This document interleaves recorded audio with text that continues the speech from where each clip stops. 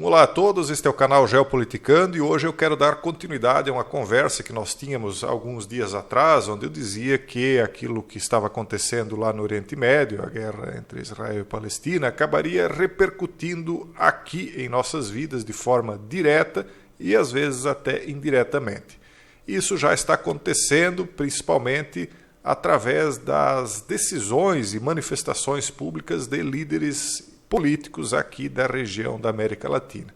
E nós vamos mostrar os dois lados, independentemente daquilo que você acha certo ou errado, eu quero trazer alguns fatos e cada um pode tirar as suas próprias conclusões a respeito, né? Então essa primeira matéria aqui, nós temos alguns para mostrar, ela fala, e ela é da Al Jazeera, e diz que a maré rosa da América Latina está se posicionando contra Israel. Líderes de esquerda, como Gustavo Petro, da Colômbia, e Gabriel Boric, do Chile, condenaram a violência israelita em Gaza. Ele é o líder aqui, o presidente chileno, Gabriel, né, que está na foto aqui à esquerda junto com Joe Biden, que, aliás, está sendo criticado dentro do seu partido por conta de que alguns acham que ele deveria estar mais posicionado a favor de Israel e outros acham que não, que ele deveria realmente estar ao lado da Palestina, né, naquilo que está acontecendo. E, inclusive, ele estava fazendo um discurso quando foi interrompido, aí ele disse que era para deixar falar. Bom, seja como for, né, ele está aí num fogo cruzado dentro do próprio partido dele. Só que ainda a força maior é pró-Israel dentro dos democratas, né? Então, à medida que o bombardeamento de Gaza está entrando no segundo mês, os líderes mundiais têm se manifestado cada vez mais de forma contundente, segundo a matéria aqui, com cada vez mais preocupação com o aumento do número de vidas que são ceifadas e as suspeitas de violações dos direitos humanos no território palestino. Mas no Ocidente, poucos foram tão veementes ou tão severos nas suas críticas como os líderes esquerdistas da América Latina. Então agora eles estão incluindo aqui a Al Jazeera, pelo menos, né, a América Latina como Ocidente. Muitos dos quais chegaram ao poder como parte de uma onda progressista conhecida como Maré Rosa.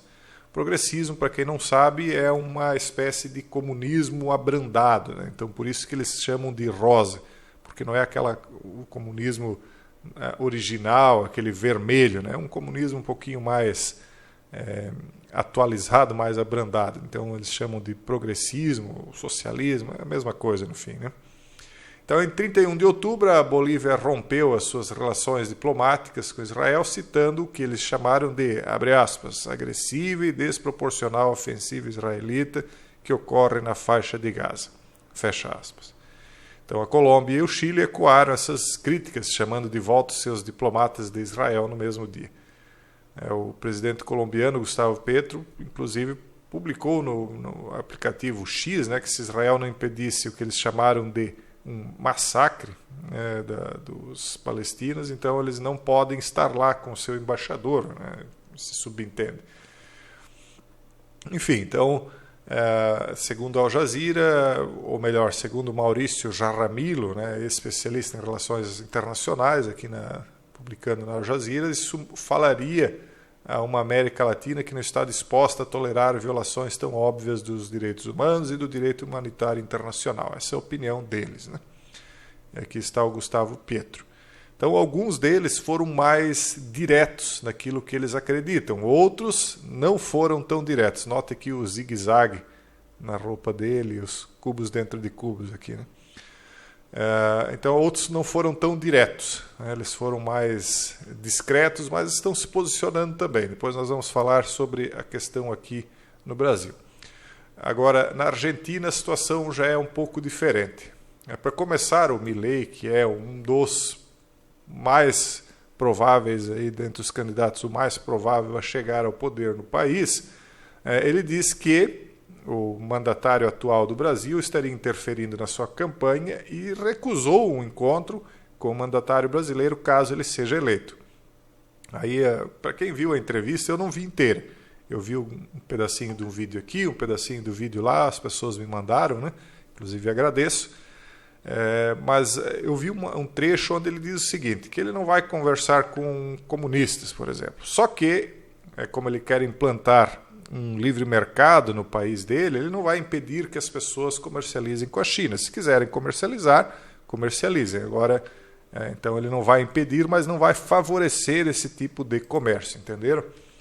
Então o candidato à chamada Casa Rosada chama o presidente brasileiro de corrupto, comunista e diz que petista estaria influenciando na corrida à presidência da Argentina. Então veja as acusações sérias aí que ele está fazendo. Isso saiu no site Estadão. Chamou ele dessas coisas aqui. Durante a entrevista, o concorrente do peronista Sérgio Massa foi questionado sobre o que pensava de Lula, o que rapidamente respondeu: comunista. E o jornalista indaga, e corrupto? Óbvio, por isso foi preso, ele disse. Enfim, as opiniões aí bem fortes, né, do Javier Milei, não está escondendo nada. Mas por que eu estou trazendo essa informação aqui, já que a questão é o Oriente Médio? Porque ele também disse durante a entrevista o seguinte, abre aspas: desde a minha posição como chefe de Estado, meus aliados são Estados Unidos, Israel e o mundo livre, fecha aspas. E ele, ao contrário do que o atual mandatário argentino está fazendo, ele fala em dolarizar a economia argentina, que ao final de contas, extraoficialmente já é dolarizada, né? As pessoas lá já comercializam com o dólar, né? De uma maneira, vamos dizer assim, extraoficial, porque a moeda lá está desvalorizando muito, a inflação já passou a tempo de 100% ao ano, né? Então ele fala em dolarizar. Isso favorece, obviamente, fortalece o dólar e, portanto, os Estados Unidos. Enquanto que o atual mandatário argentino, ele fala em desdolarizar, né? Então ele, abraçando aí a proposta de ingressar, de fazer parte do BRICS, para ele e para os demais, né, o interessante seria eles começarem a comercializar através de suas próprias moedas, coisa que nós já discutimos aqui, né?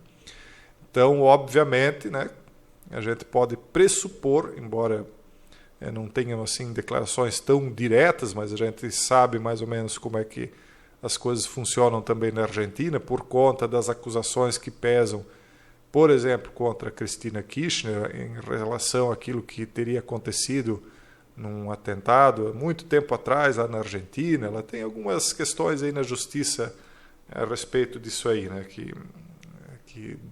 enfim, que cada um aí pode pesquisar e descobrir do que se trata, né? E aí, então, a Argentina já se posiciona de uma maneira bastante diferente, considerando que muito possivelmente Milei vá ser eleito na Argentina, ninguém sabe se vai ou não, né? Então a Argentina já se posicionaria de uma maneira bem contrária à do que o Gustavo Pietro, por exemplo, e Gabriel Boric. E aqui no Brasil? Bom, aqui nós vimos uma reunião aí que aconteceu entre um embaixador de Israel com Bolsonaro e outros políticos aí do que o site aqui, que é o site Carta Capital, no caso, quando eu fui buscar a notícia, né, que eles chamam de extremistas, né, da direita. E aí o Lindbergh pediu a expulsão do embaixador de Israel após a reunião com o ex-mandatário brasileiro, segundo aqui o artigo da Carta Capital. Daniel Zonchain esteve no Congresso, não sei se é assim que pronuncia, né, com esses congressistas, com políticos, inclusive, que não estão mais no poder, sob a justificativa de exibir algumas imagens, né, que eles, inclusive, exibiram também para jornalistas lá em Israel e etc. Então, Lindbergh, que é do Rio de Janeiro, do PT, né, reivindicou a expulsão do embaixador do Brasil. Segundo o artigo aqui, né, dizendo que após o diplomata realizar uma reunião do Congresso Nacional com a presença do ex-mandatário e de parlamentares aqui do campo oposto aqui dele politicamente.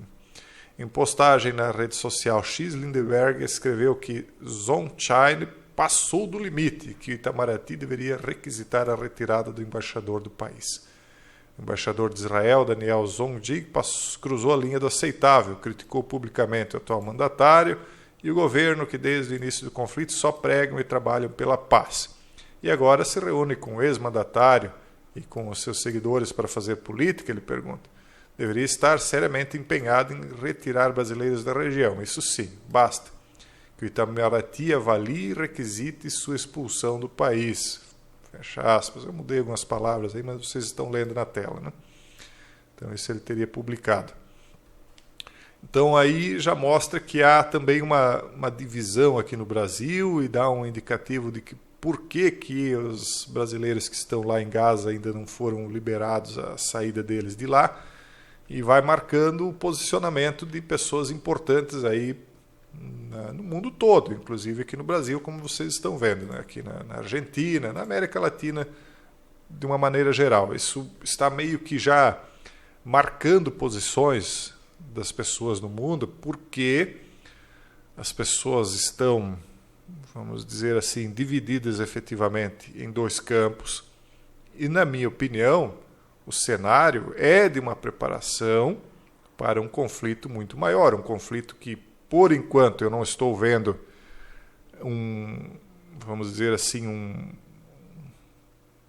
um ato que vá criar, que vá dar início à Terceira Guerra Mundial, falando bem diretamente, mas que está aí sempre à tona. Ora vem mais à superfície, ora se esconde mais nas profundezas do mar, mas uma hora eu penso que isso aí vai acabar eclodindo. E as pessoas, com uma manifestação aqui, outra ali, meio que já vão tomando suas posições e demonstrando de que lado elas estariam caso um conflito desses eclodisse. Né? E são pessoas importantes, são líderes políticos que comandam países que, grandes ou não, né, estão aí com milhões de pessoas dependendo dessas decisões, vivendo dentro de suas fronteiras. Né?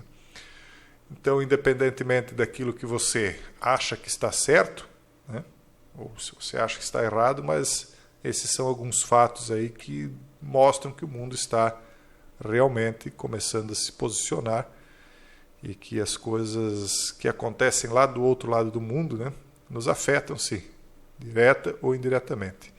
E é por isso que a gente faz esse tipo de vídeo aqui no Geopoliticando. Tá bom, pessoal? Esse é o vídeo de hoje. Um forte abraço a todos e até o próximo vídeo, se Deus quiser.